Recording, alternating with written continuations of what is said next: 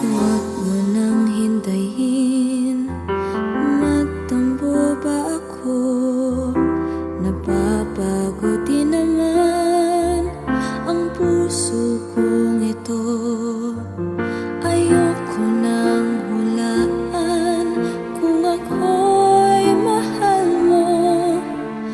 Ang mahalaga'y ikaw ang mahal ko.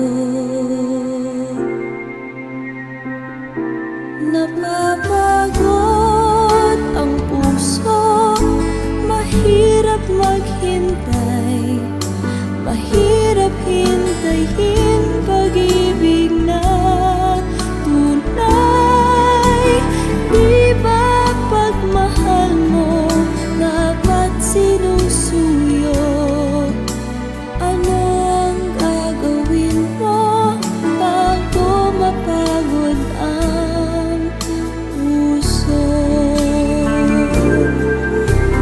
Anong mangyayari sa ating dalawa?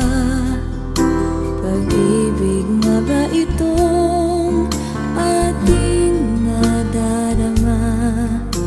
Ayoko nang isipin